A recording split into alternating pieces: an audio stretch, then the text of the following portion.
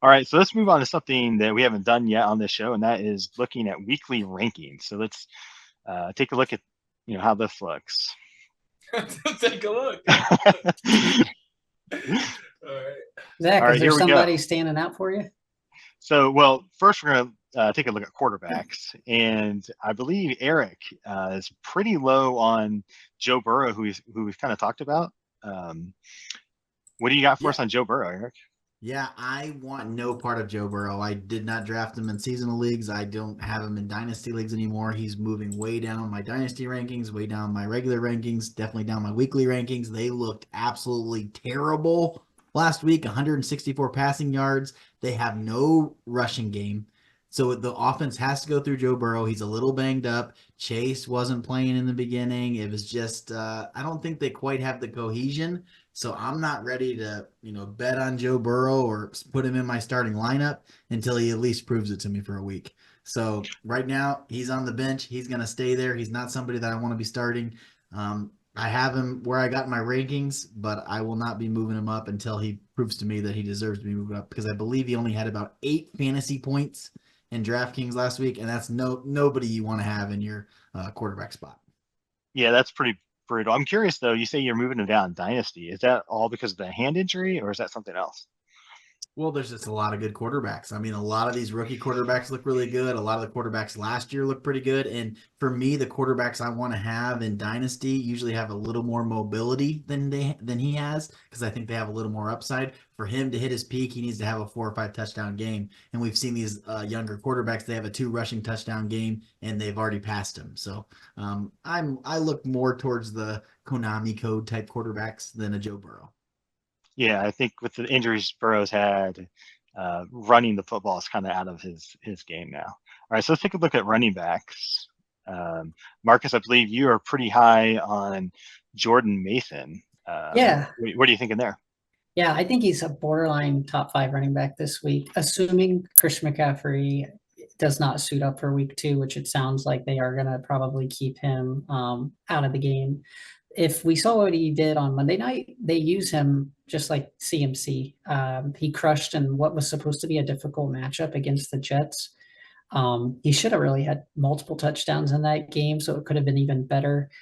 If anybody went out and used a bunch of fab on him, or just happened to have a high waiver priority and got Jordan Mason, in my opinion, you're going to have, like I said, a borderline top 5 running back.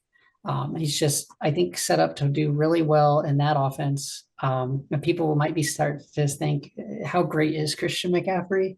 I'm probably going a little too far there, but I just think that Jordan Mason is just going to do this all over again, barring anything crazy where San Fran is trailing by multiple scores, which I don't think is going to happen. I think game script, everything is going to be set up for Jordan Mason to have maybe 150 total yards and multiple touchdowns like he could have easily had on a Monday night.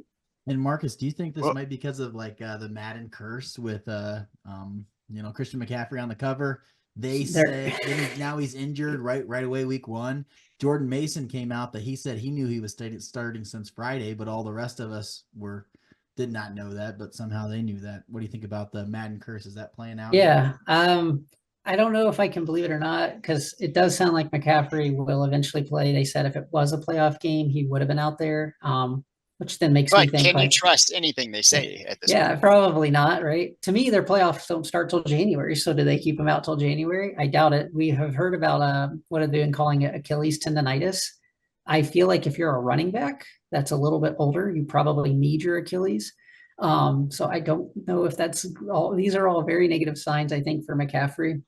Hopefully you backed him up and handcuffed him with Jordan Mason. If you're a McCaffrey owner or didn't have Mason, you were probably feeling a little bamboozled. I feel a little bad for Jordan Mason, because in the post-game interview on the field, he was like, hey, I knew I was starting since Friday. And then he had to retract that. I'm assuming the coaches, staff, everybody told him, like, you can't say stuff like that. So in the post-game interview, asked him the same question. He's like, man, I just don't like talking to the media because of this stuff like this. Yeah, you can say some of those things. I feel bad for Jordan, because he just had a career night. And then, he's got this thing that kind of cloud hovering over his head now of like, what am I allowed to say and can't say? So. Well, he should have just referred to Marshawn Lynch and did the old "I'm only here so don't get fined."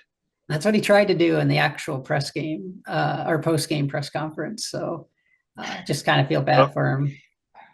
Yeah, I certainly agree, and I definitely hope you're right about Jordan Mason as somebody who had him backing up McCaffrey in our primary league. Smart move. Yeah. I will say even Christian McCaffrey did not touch the ball 29 times in the game last year, all the way until the Super Bowl. So Jordan Mason's got exceptional usage Monday night, and I'm hoping that means they're not afraid to run him into the ground because McCaffrey's coming back soon. That's exactly what I think is going to happen. Is week 3 Mason's against the Rams, I think that's a pretty sweet spot for McCaffrey coming back, but we'll see. Going back to running back rankings, Marty, I think you had another guy that you're pretty big on this week. Well, it's actually not that big on. Sorry. It's Achane. Nothing I against mixed up with Achane, Henry. but I'm just a little concerned with the injury. It did not look good. He hasn't practiced all week, and I think there's a pretty decent chance that he doesn't even suit up for the game. But if he does, I'm just very skeptical that he's going to get his full allotment of touches. Like Mitch said earlier, he got 17 last week. I just don't see that happening this week on a short week after an injury. I'm just concerned there. Are you concerned about the entire running game in Miami?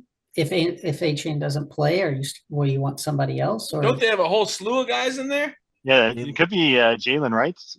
Yes, it could. If Achane I like Jalen Wright. He's an explosive runner, and I also think that Mostert could come back. I mean, well, he's been ruled out, I think, right? Oh, he has been ruled out. Okay, so then it's. I saw that today.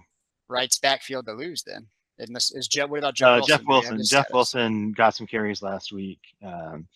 So I really hope we see if Achane's out. I do hope we see some Jalen Wright because he's definitely a fun player, and that could be entertaining. For me, I'm going back to my must-watch game of the week. Looking at wide receiver rankings here, and I'm really big on Jameson Williams. He had his breakout game Sunday night with 134 yards, and that was on 9 targets and 85% snaps. Even without that 52-yard touchdown that he had, he still would have had 82 total yards and good for a little over 10 fantasy points in like Yahoo standard leagues.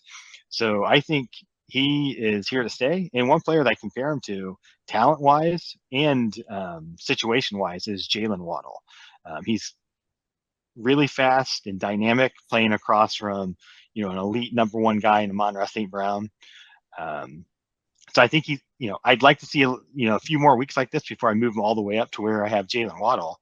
But I think in a league where you're starting 3 wide receivers, I'm going to try to get Jameson Williams in there.